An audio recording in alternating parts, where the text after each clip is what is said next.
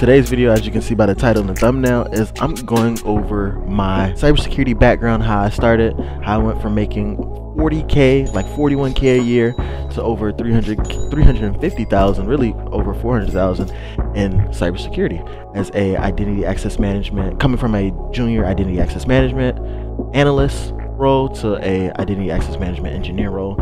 And in this video, we're talking about the steps I took, what you can do to take those steps. We'll talk a little bit about the job market as well in this one video. So this will be a long video, so get your popcorn, get your waters, whatever you need to do, and we'll get straight into the video. Here is one of my long-term best friends. His name is also Kyle.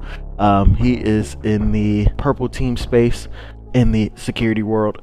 And we went to high school together, everything. So he kind of grew up with me and seen me come up from Helpdesk support to where I am today as a identity access management engineer. So he'll be giving his feedback as well. He's also started at 40K and built his way up to over 200K a year as well in the security space, and so he'll give a little key tips from you as well. So would you like to introduce yourself? Yeah, so I think you already did the favor for me by giving the whole background. But now we've known each other for a long time, and we pretty much got started in cybersecurity around the same time, so around that 16, 17 years of age area. And we've pretty much taken the same route, except he's gone more with the IAM side of things. And then I've gone more with the, like he said, purple teaming, red teaming, which is more focused on like hacking systems, deals with a lot more programming than what he does. But like he said, both areas pay well. Both areas have a lot of room for growth, and they have a great job potential right now. The job market is growing a lot in regards to those fields. And yeah, I mean, it's a great time to start. And there's a lot to be, there's a lot of room for growth for anyone that's wanting to jump in, like regardless of your experience level.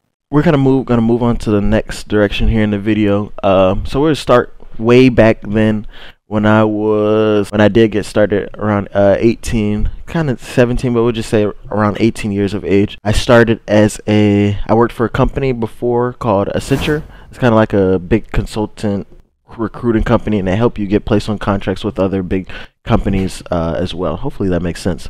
But y'all can go look them up. There's plenty of jobs open through them right now. But anyways, I started there as actually we'll go back even before then. Me and my dad had a company. My dad still does this on the side as well. We had a company back then where we go and fix people's printers, computers, get viruses off of computers. People getting brand new, like I said, printers as well, and we'd set them up. Or if they're having issues, they don't know how to replace the ink inside of a printer, whatever. So we would just troubleshoot, and any technical issues someone would have, we would go and fix their computer, printer, and network issues, whatever. So I started doing that when I was a kid. My dad used to give me a couple $100 every time for going, or like a couple $100 a month or something like that, like a little allowance for just going with him and working. We mostly do older people or whatever, and we kind of just moved up into doing like a bunch of people like in our neighborhood area. This is back when like Facebook was getting popular and all of that. So this was years ago, like when I was like a little kid. So I started there, and then like I said, interest me from there. And I was actually, so we were doing that for a couple of years, and then it was time for me to graduate high school, and I was like, damn, I don't know if I really want to go to school. And obviously, as you can see in the title as well, I don't have a degree. Kyle, he's about to get his degree just because he just wanted it, and he's like, why not? But he didn't have to get it into what we're doing now. So I just want to preface that now if you guys ask that question, because I know I'll see that in the comments. But yes, I don't have one. He does. When I graduated high school, I was like, I don't know if I really want to go to college. So I was like, okay, let me see. So I ended up going to college at North Georgia, and I did like 2 semesters, and I was like, okay, let me see if this is something that I want to do. So I'm doing it. I don't have like any passion or nothing wants to make me keep doing this, especially after my dad told me, he's like, hey, you could get in before, because really I could have been maybe a little bit further in my career if I just started right after high school. Like if I just got certification, security plus, network plus, whatever, right after high school, I think I would have been fine. But I was like, I don't know if I want to. Let me just go to school, and maybe if I find something else that piques my interest, I'll go down that path. So I was like, okay, whatever. So I went, like I said, I did 2 semesters. I did shit, I didn't do anything. I was like, okay, I'm just bullshitting this. I did another summer semester, and in that summer semester, I was like, I'm done. I'm just done doing work, and I dropped out. And my parents are like, Kyle, you got to do something. Like, you can't sit at the house and play the game all day, whatever. And then a couple months later, COVID hit. So obviously everybody was inside, and this is where Omar comes into play, or Kyle comes into play right here, and he's like, let's try to get some certs. So the first cert that I got years ago was Network Plus. Me and him did like a little challenge or whatever, so you could get Network Plus first. We got it around the same time, and I was like, okay, I like this is kind of interesting, and it was fun because I was doing it with a friend. That's why I have him on this video as well, is to show y'all like my actual upbringing, so you can actually see secondhand somebody else and doing the same thing. But I don't think it really took me to lock in until my mom had threatened to kick me out of the house for not doing anything, obviously, because I was making no money or anything. And at that time, I forgot to mention as well, I did have a valet job as well. It was like $7 an hour plus tips, but it was good money. I was making like, because we had like Braves parking or whatever. And y'all from Georgia, I used to work at a hotel that had valet, and it was literally down the street. It was like a 5-minute walk maybe to the Braves stadium. And when the Braves would play, yeah, that Truist Park. And when the Braves would play, we would have we had 2 big parking lots at the hotel that we could park extra people at. So even if we were full on capacity with guests, it still was a bunch of parking left. So we were able to, send those extra people there into the parking lot. So we made a lot of money off that, and the hotel let us keep a big portion of that. So it'd be some weeks we'd come home with like $2,000-$3,000 a week. So right after that time, after I got Network Plus, I want to say probably a couple months later, I got a job doing like the COVID tracing. So it's called, like, I used to work for the state of California on a program called MyCAVac/MyTurn. So I was helping doctors like keep up with inventory of vaccines and anything, like any technical issues. We use a software called Salesforce, and Salesforce had all the vaccine tracing and all the other stuff like that. So anything that would go wrong in their Salesforce account with the vaccines or the patient outputs or whatever, I would be able to to see and keep track of that for them and troubleshoot. So a lot of the work was just like this Helpdesk work. So it'd be password resets, account deactivations, account reactivations, onboarding new users in the Salesforce. So that was my whole job. And we got when we started, then we got like 1 week of training, and after that 1 week of training, they kind of threw us out there, and we were on calls all day. I probably got it was something simple. It was like 10 calls a day or something like that. And like I said, 5 of the 10 calls was password reset. So those calls are like 4 or 5 minutes long. So a lot of the day we were just like chilling, waiting around for a call to come in. So then I want to say maybe 3 months into that job. Mind you, I'm like 19 at this time, like 18, just turning 19 at this time, and I became a supervisor / manager, whatever you want to call it. And I had probably 25 agents under me or whatever, that I would just manage, making sure they're on calls on time, making sure they're taking their break, everything. So I didn't have to take calls anymore. I would just sit in meetings all day and just watch over. So I got a little pay increase. So I want to say I was at 40 something K a year, and then I got bumped up to 55K around there a year. And I kept doing that. And then I was like, okay. So COVID, and this is when COVID was just dying down. And then after I was like, okay, let me try to get another cert. I went and got, and I want to say this is around the 2021, end of 2021. Yep, end of 2021.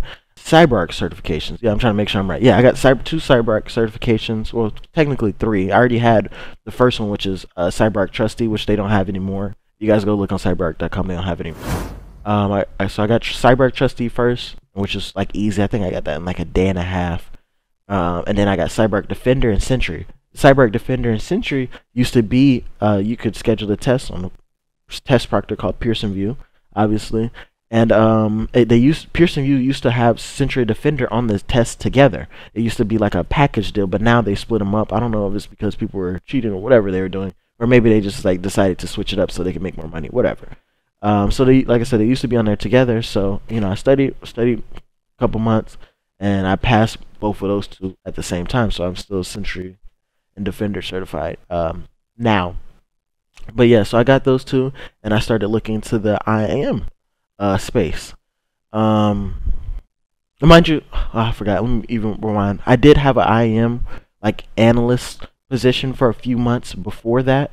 Like right as and I was working the my CA Vax role, that state of California contract, and the junior like IAM analyst role for a couple months as well before that.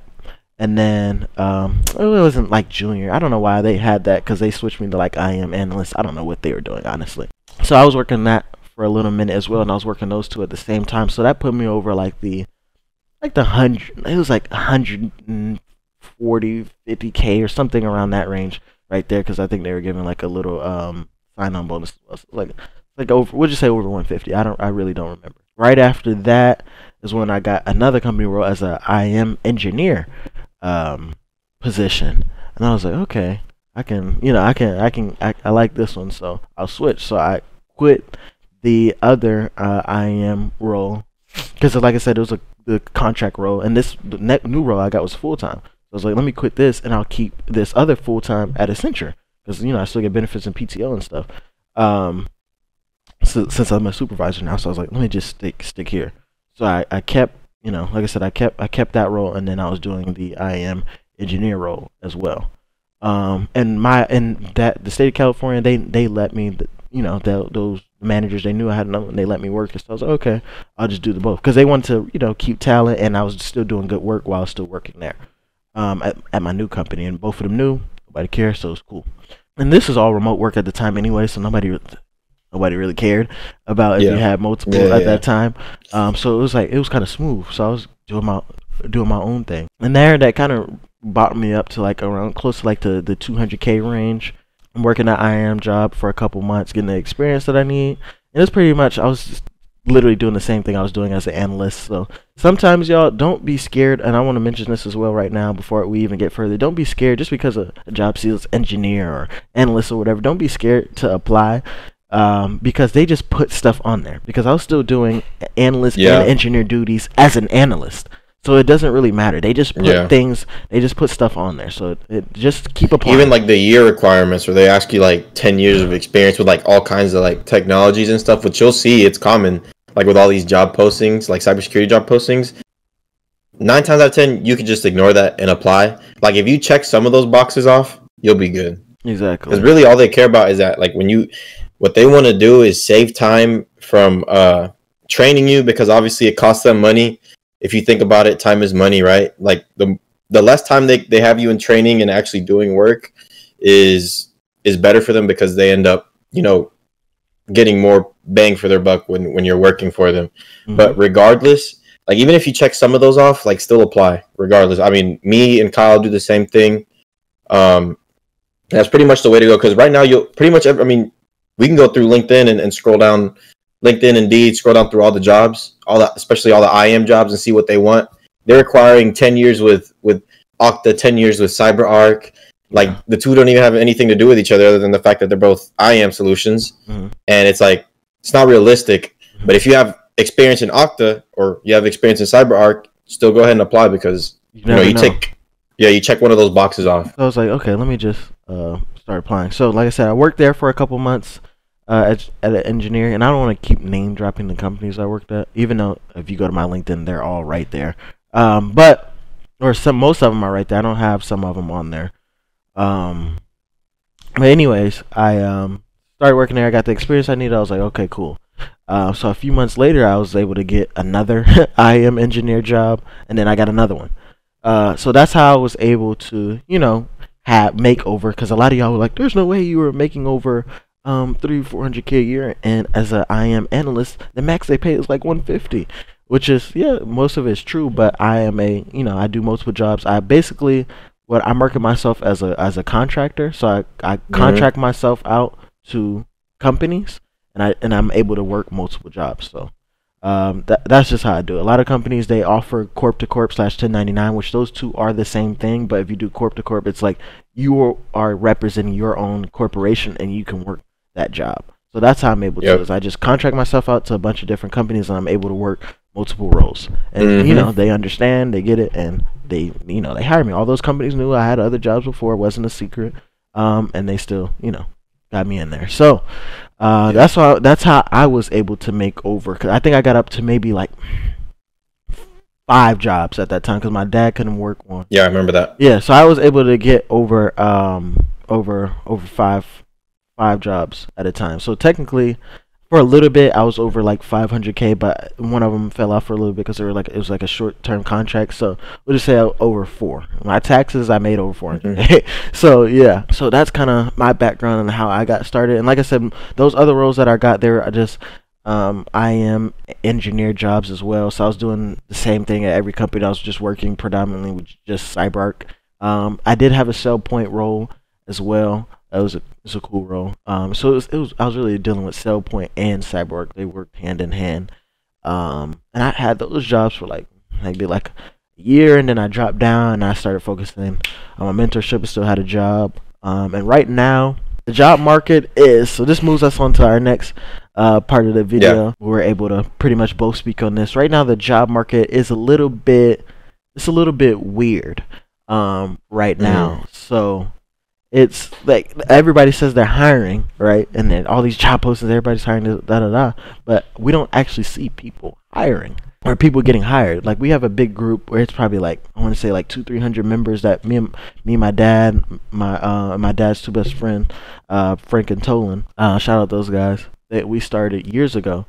Getting young men. It started out as a bunch of young black men and women, getting them into tech, and then we just moved everybody in general because we don't like to this include anybody. So we was like anybody could come join or inside our program, and we just have a big network of people that work together. Anybody that's new, they need help trying to get into security space, they can ask questions. It's just a big networking group and a bunch of people that help other people get jobs. And bunch of people in there is like, yeah, we can't find a job either. So I've been applying. I've been seeing these TikTok videos as well.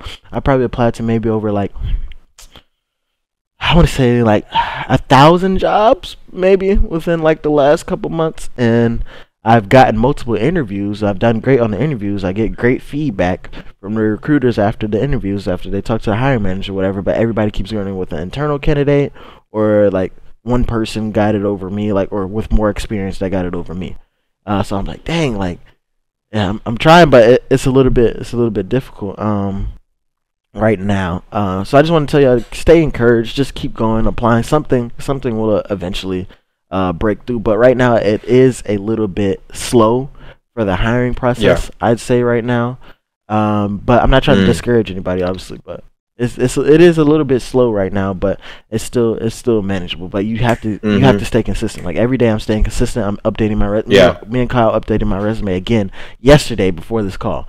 I update it every week. Every single week I update my resume. I move around and talk to different recruiters. I'm putting myself out there to get more jobs. Like I said, to keep getting more contracts as well. So we'll see. A lot of the positions, and I'm sorry, Kyle, I'll let you talk in a second. A lot of positions are hybrid as well, and I'm mostly looking for 100% remote. So that could be the reason why. But the job market is like, I don't want to say on a downturn, but it is like stagnant. I think that's a better word to use. It's like you're seeing job postings like stay up, but the companies, I guess what the companies are doing most of the time is they're trying to see potential candidates and then holding off on those candidates until they're ready to hire. And who knows what that time frame is, because you don't usually, like right now, it's important to have those connections in the industry with like certain companies to really be able to land a role a lot faster than you would just regularly, just applying like through the LinkedIn job board, going up and maybe even cold emailing some recruiters, right? But I will say on the bright side, right, because we've been talking doom and gloom this whole time, the cybersecurity space, IAM, security engineering, firewall engineers, network security, all these spaces like within cybersecurity, if you compare them to like, let's say even the software development space, the job market in cybersecurity doing a lot better, like as far as hiring, recruiting, because what you see in software engineering, no joke, it literally is a like an oversaturation of people. I mean, everyone's graduating with computer science degrees. The competition is high. Not enough roles, and a lot of these companies, what they're doing is outsourcing this work to other countries, like India. Like you'll see, you'll see most of these jobs being outsourced to India, and that already like knocks you off the running, because why would they hire you when they can hire some guy that lives halfway across the world for a fraction of what they got to pay you? for the same job, right? So it makes more sense for them financially. And that's something that's affecting cybersecurity less. Number one, because of the sometimes even the government policies, because you're working with a lot of confidential and sensitive data, and sometimes companies don't want people from other countries. Like if the company's based in the U.S., like handling that data, these companies sometimes prefer people that live in the U.S. To be working with it, protecting it, and putting in like the mitigation plans. But yeah, right now job market is slow, but not as bad as you see in other spaces, which I think is a good thing. And I think it's a great time to actually, yes, you can still apply. But right now would be a great time to actually build up that resume of yours by getting certifications, number one. Trying to get some projects under your belt so that when you do get to the interview, you know what you're talking about. And like I was saying, that brings us to our next point, because everybody in the comment section already know before the video's even posted. Everybody's like, so how do I get started? How do I get a job? Which we'll tell you right now. So how I got started is different from how you guys can get started today. So I told you my background, but I want to tell you guys how to get started today. And like I said, we do have me and Kyle, he helps me with it. We do have and my dad, we do have a mentorship. Right now it's still for sale. It's on sale right now for like $500, where we do, and it'll be in the first link in the description below, where we do resume building, interview prep. You get my personal phone number, so you can call me anytime, schedule a call, anything.